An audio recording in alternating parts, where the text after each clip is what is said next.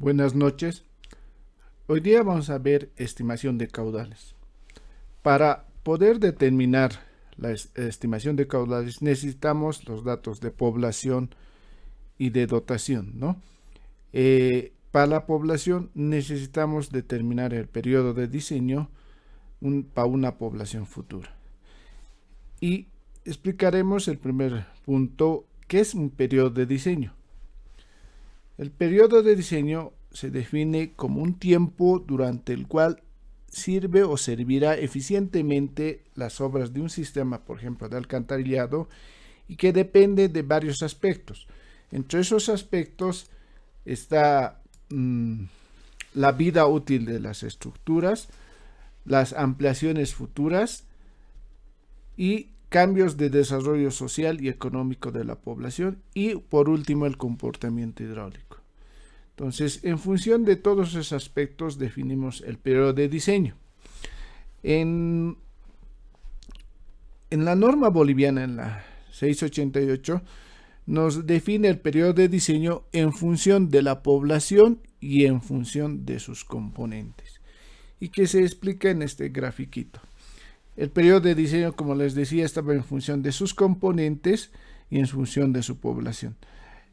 Por ejemplo, para una población de menor a 20.000 habitantes, si tenemos una planta de tratamiento más una red, está entre 15 y 20 años. Si es una población mayor a 20.000 habitantes, está entre 20 a 30 años. ¿Ya? Entonces, ustedes tienen que adoptar en el proyecto cuánto van a adoptar el periodo de diseño. En este caso, podríamos ser, si es una población menor a 20.000 habitantes y está entre 15 y 20 en cuanto a plantas de tratamiento, interceptor y emisarios, podemos adoptar 20 años por lo menos, ¿no? Si son mayores a 20.000 habitantes, adoptamos 30 años, ¿ya? Entonces, es importante determinar este parámetro. Como les decía, en función del periodo de diseño, se determina la población futura. ¿Qué es la población futura? Será determinada en su proyecto mediante un estudio demográfico y además se tomará en cuenta los métodos tradicionales y los que establece el Instituto Nacional de Estadística. Y como ustedes saben, son el método aritmético, geométrico y exponencial. El aritmético está en función de la población futura, que es el PF, igual a población actual, PA, entre paréntesis 1 más I es el índice de crecimiento que nos proporciona el INE en este caso, dividido entre 100 multiplicada por T, que es el periodo de diseño que hemos hablado anteriormente. Ese es el método aritmético. El método geométrico es igual a población futura, es igual a población A, igual solo elevado a T, que es el periodo de diseño, ¿no? Es 1 más I, que es el índice de crecimiento sobre 100. Y por último, el crecimiento exponencial. Población futura es igual a población actual, logaritmo de intensidad sobre 100 por el periodo de diseño, ¿no? Entonces, podemos determinar el periodo de diseño.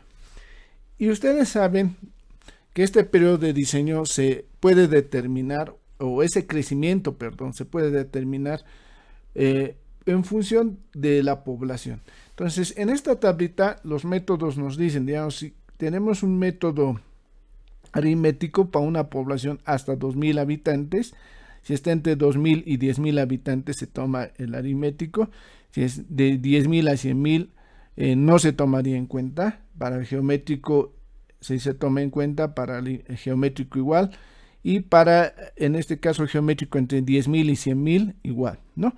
Mayores también se toma. Entonces nosotros tenemos que adoptar un método, o puede ser aritmético, geométrico y exponencial. Entonces todo método que ustedes determinen para su proyecto tienen que justificar, ya les he dicho, en su índice está qué datos tienen que tomar en cuenta, y en este caso necesitamos determinar cuál método de estudio van a utilizar. En este caso, cuál método de crecimiento van a utilizar. Por ejemplo, el geométrico, dependiendo de su población. Digamos que está entre 8.000 habitantes. Entonces, el método de estudio sería el método geométrico o aritmético o exponencial. Cuando dice exponencial, está sujeto a más justificaciones el exponencial. El geométrico y el aritmético depende de un estudio demográfico que se tiene que hacer. Entonces, ustedes tienen que justificar el método que van a utilizar. Por si acaso no se toma el promedio, digamos, en este caso podríamos, si está en 8.000 habitantes, aritmético, geométrico y exponencial, hacer cada uno y sacar un promedio. Eso se ha discutido bastante en la norma y lo que se ha quedado en conclusiones es de que solamente se debe adoptar un método, por ejemplo, o aritmético, geométrico o en especial en este caso, pero sujeto a justificación del proyectista. Y, por ejemplo, en la norma, si leen en la norma, el aritmético es para un crecimiento vegetativo y el geométrico es cuando hay un crecimiento exponencial, digamos, en su comercio o en lugar de estudio, ¿no? Entonces, ustedes tienen que ver en esos aspectos para determinar cuál método van a utilizar, ¿no? Y otro, la curva logística, que es un método también, es generalmente para poblaciones mayores a 100.000 y para este método, por ejemplo, se determinan con 3 o más censos para poder determinar, ¿ya? Eso es importante también. Como hemos dicho, otro de los parámetros importantes es la dotación de agua, ¿ya? De agua potable en este caso. La dotación debe ser obtenida en base de registros históricos medidos en la localidad, si se puede, y dependerá de varios aspectos. Uno, de la capacidad de la fuente, aspectos socioculturales y económicos, y de nivel de servicio. ¿A qué referimos eso? Piletas públicas, conexiones domiciliarias. Es eso. Si no hacemos este estudio, podemos utilizar una tablita que nos da la norma también, ¿ya? En este caso, la dotación está en litros habitante día, ¿ya? Y está en función de la población y la zona demográfica, ¿no? Si es el altiplano y está en función de la población, se determina nuestra dotación. Si está en el valle, igual, ¿no? Entonces, nosotros en el proyecto tenemos que adoptar una zona demográfica que ya sabemos que en este caso sería altiplánica y está en función de nuestra población para determinar su población, su dotación, inicial, ¿no? En este caso, si estuviese entre 2.000 y 5.000 sería este lado, 5.000 a 20.000 sería entre 80 y 100 litros habitante día, ¿no? Determinando esto podemos determinar la dotación futura.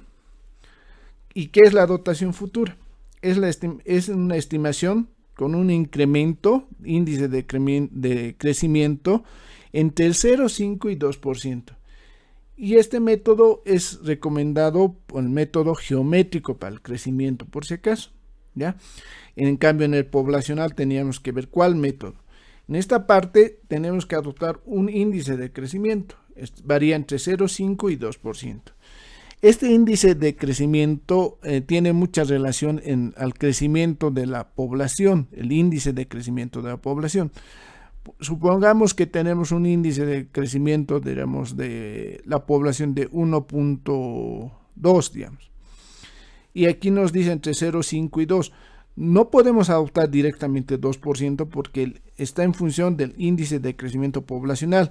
Entonces, tenemos que adoptar igual, que sería lo más correcto, ¿no? En este caso, el índice de dotación igual a 1.2, ¿no?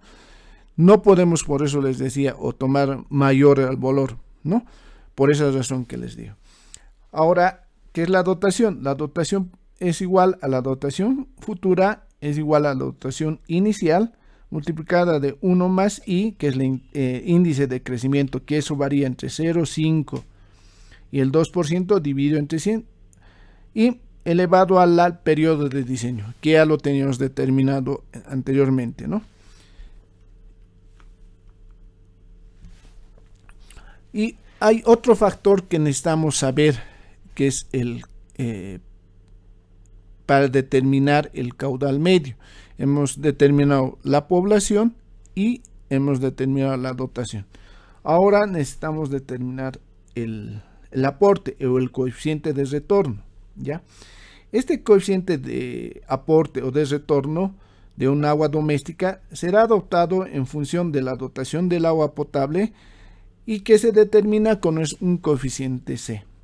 Este coeficiente es la relación entre el caudal medio de agua residual doméstica y el caudal medio de agua que consume la población, ¿ya? Entonces, esta relación está entre un 60 al 80%. Nosotros tenemos que adoptar un valor entre un 60 al 80%. Ahora, ¿cómo explicamos de otra manera esta relación? Digamos, el 100% tenemos una dotación de agua, que tenemos una población. De ese 100%, digamos, el 60% que vemos en la diapositiva, el 60% es el que retorna al alcantarillado sanitario. Y el 40% es el que, digamos, se desperdicia, ¿ya? Y que no retorna al alcantarillado sanitario. ¿Qué quiere decir? Ese 40% es, por ejemplo, cuando destinamos al lavado de automóviles, que no entra al alcantarillado sanitario. Por ejemplo, lo consumimos, por ejemplo, un porcentaje para el riego de jardines y otros usos que le demos y que no entra ese porcentaje, ¿no? Entonces, por eso decimos que varía entre 60 y al 80%. Estamos hablando que el 60 entra a nuestro alcantarillado sanitario o el 80% entra al alcantarillado sanitario, ¿no? Y el otro restante es lo que se desperdicia. Entonces, nosotros en los proyectos que realizamos tenemos que adoptar un porcentaje, ¿no? Podría estar en un 70% o un 80%. En las políticas que están referidas al agua, se trata de no desperdicio del agua. En este caso, entonces, tendrían que estar en un valor entre 70 y 80%. Si son menores, estaríamos malgastando, ¿no? Pero hay lugares, por ejemplo, en áreas residenciales, gastan mucho más el agua, ¿no? Entonces, o desperdician el agua. Entonces, más o menos podemos adoptar un 70% para sus proyectos, ¿no? Entre un 70 y 80%, que es lo más aconsejable. Coeficiente de punta, ¿ya? Que es un parámetro igual importante para determinar el caudal máximo. Este coeficiente de punta es la relación entre el caudal máximo y el caudal medio diario. Y ustedes en Sanitarias 1, este coeficiente de punta lo conocían como en función de la K1 y K2, que es experiencia brasilera, ¿no? Pero en alcantarillado sanitario se tiene 5 coeficientes de punta que uno tiene que adoptar. El primero vamos a hablar, el de Harmon. El de Harmon está recomendado para poblaciones entre 1000 y 100,000 habitantes. Está bajo el criterio de condiciones americanas. Este coeficiente de punta que llamaremos M es igual a 1 más 14 sobre 4 más raíz de P. Y P está en miles de habitantes, ¿no? Esto quiero aclarar porque muchas veces se equivocan en este coeficiente de punta. A ver si lo podemos hacer aquí. Ya. Digamos que tenemos una población de 8,000 habitantes, ¿ya? Si reemplazamos, este P sería 8,000 dividido entre 1000 habitantes, ¿ya? Porque nos dice que está en miles de habitantes. Entonces no se olviden de dividir entre 1000 habitantes o entre 1000, ¿ya? Porque aquí dice miles de habitantes, ¿no? Entonces se dividen entre 1000 y ya pueden determinar este coeficiente de punta, ¿ya? Su alcance está recomendado entre 2 a 3.8. Entonces, si digamos que nos sale 1.8, no se considera este método. Si nos sale 4.2, no se considera. Tiene que estar entre 2 y 3.8 para poder utilizar este método, ¿ya? Otra cosa importante, como les decía, hay otro método, el coeficiente de K1 y K2. Este es el que ustedes conocen. K1 y K2, por ejemplo, el K1 es el coeficiente máximo del caudal diario y varía entre 1.2 a 1.5. Esto está en función de la población. Para poblaciones menores se adopta, y costumbres de la población, se adopta, por ejemplo, valores de mayores de K, perdón.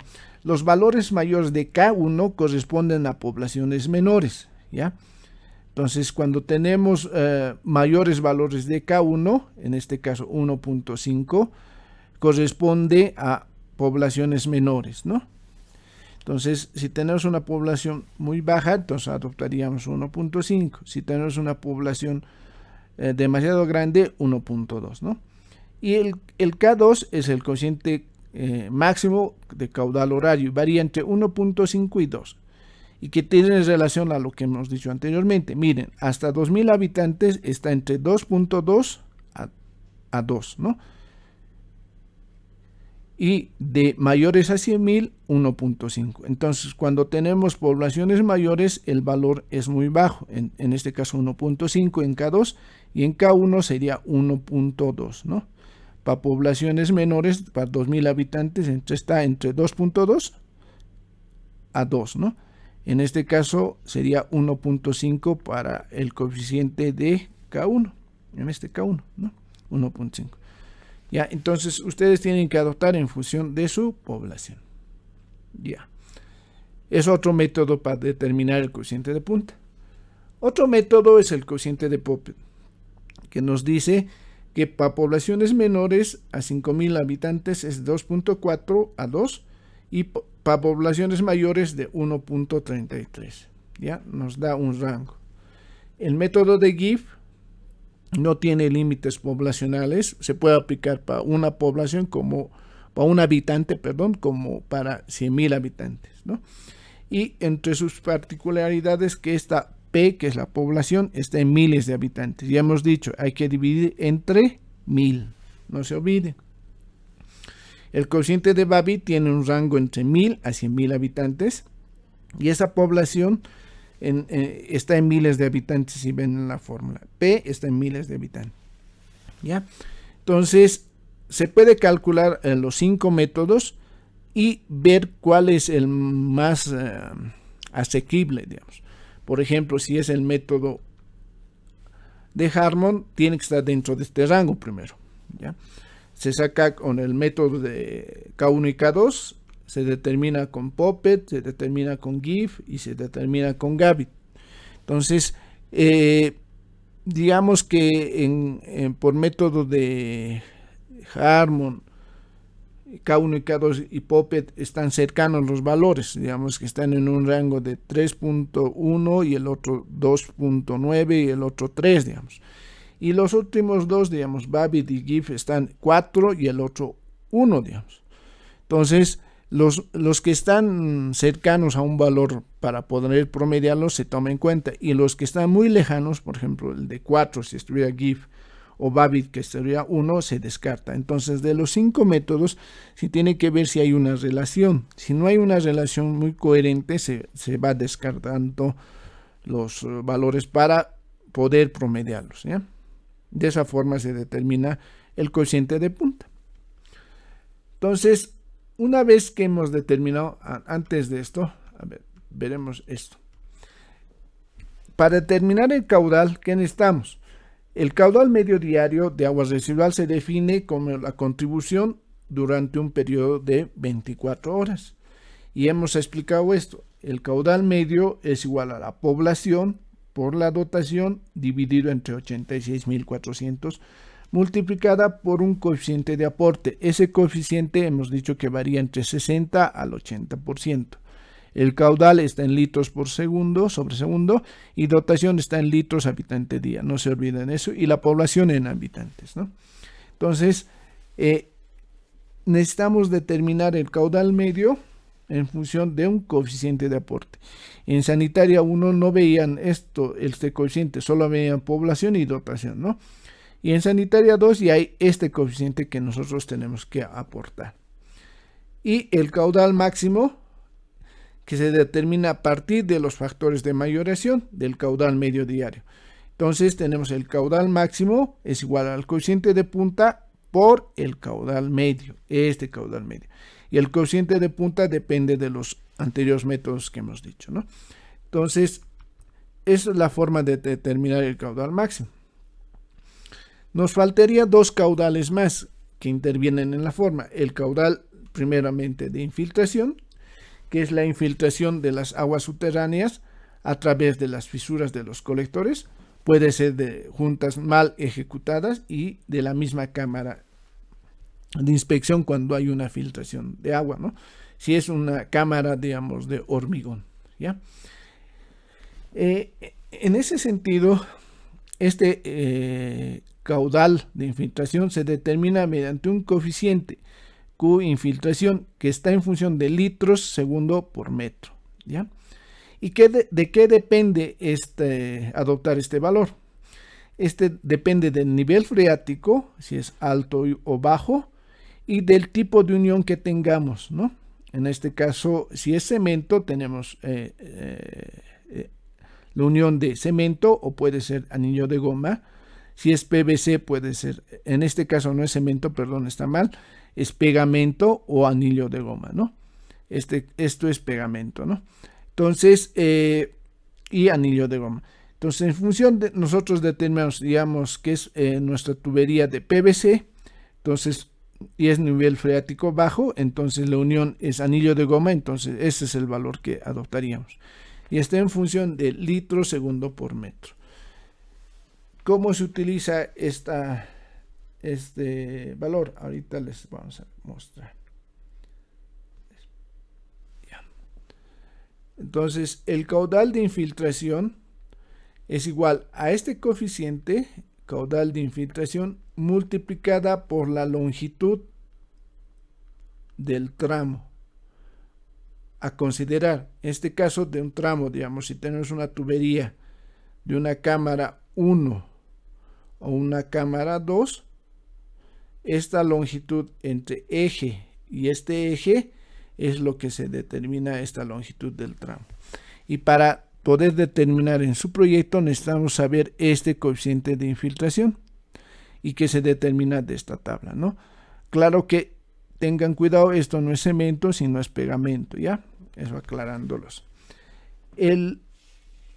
Otro de los caudales que tenemos que tomar en cuenta es el caudal de conexiones cerradas. Este caudal se considera los caudales pluviales provenientes de las malas conexiones y que se determina multiplicando por un coeficiente de seguridad entre el 5 al 10% del caudal máximo. Nosotros en esta parte tenemos que adoptar un coeficiente. ¿Cuánto adoptaríamos de conexiones cerradas? Está en 5 y 10%. ¿A qué se refiere esas conexiones cerradas? Digamos, a conexiones clandestinas que realizan a nuestro sistema de alcantarillado sanitario. Entonces, ¿cuánto adoptamos ese valor? Nada más entre un 10 o 5%. Por lo general es un 10%. ¿Por qué? Porque varios se conectan a nuestro sistema de alcantarillado sanitario, los caudales pluviales en este caso. Por eso consideramos un 10% del caudal máximo, ¿ya? Teniendo eso, ya podemos empezar a determinar después los caudales que estábamos diciendo, que vamos a ver posteriormente en planilla cómo determinamos el caudal total o caudal máximo de diseño, que es igual al caudal máximo doméstico más el caudal de infiltraciones más el caudal de conexiones cerradas. Y eso lo vamos a ver en planilla, ¿Ya? Esperando que les haya servido esta explicación, me despido en otra oportunidad. Hasta luego.